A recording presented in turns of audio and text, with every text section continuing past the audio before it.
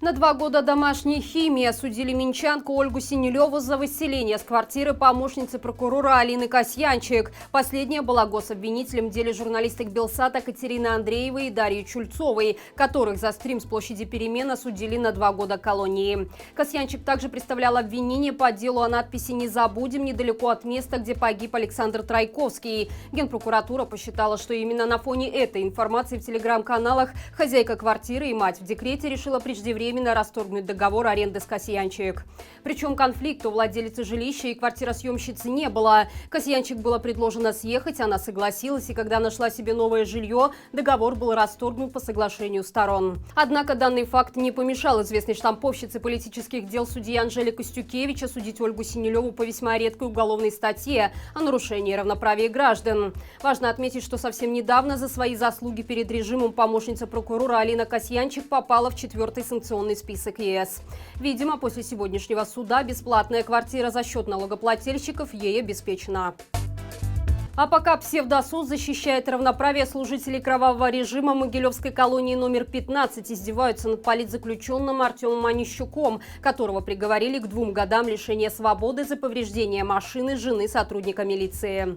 За решеткой мужчина находится уже 9 месяцев, а с 8 июня его не выпускают из ШИЗО и постоянно пытают. Чтобы прекратить издевательство, мужчине пришлось проглотить мебельный болт, гайку, металлический крючок и пластинку размером 2 на 1 сантиметр.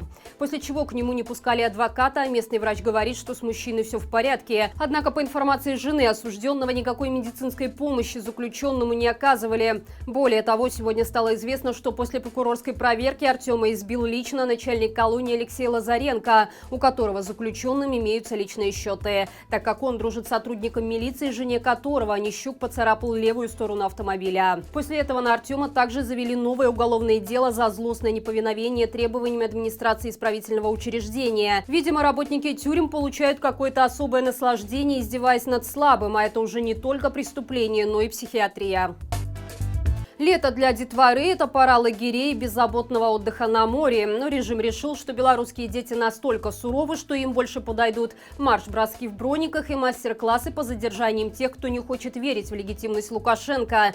Наши подписчики прислали скриншот рассылки, которую получили родители учеников средней школы номер 16 в Минске. Классный руководитель предлагает отправить подростков 14-16 лет отдохнуть в военной части в Уручье. Это база спецназа, в которой детям предлагается познать все прелести казарменного режима и обучиться военной тактике. Все это удовольствие совершенно бесплатное. Организатором этой увеселительной программы выступает молодежное благотворительное объединение «Город без наркотиков». Председателем организации является и весьма интересный человек казак Петр Шапко, по совместительству глава военно-патриотического центра «Казачий спас», который является рьяным противником БЧБ-символики. Он также был инициатором гомофобных кампаний и выступал против принятия закона о домашнем насилии. Но что самое интересное, в прошлом году в интернете был слив документа пророссийских сил Беларуси, которые обращались к Владимиру Путину с просьбой помочь смещению Лукашенко. В этом списке фигурировал и Шапко. Если заглянуть на сайт учреждения «Казачий спас», становится не по себе. Мероприятия, подобные тому, о котором идет речь в рассылке,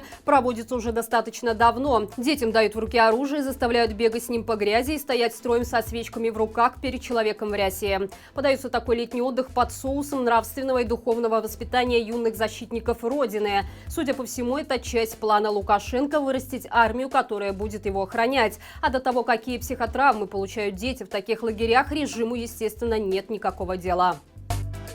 Межправительственной комиссии по безопасности в информационной сфере при Совбезе дали право принимать решения о наличии экстремистских материалов в продукции белорусских и иностранных СМИ.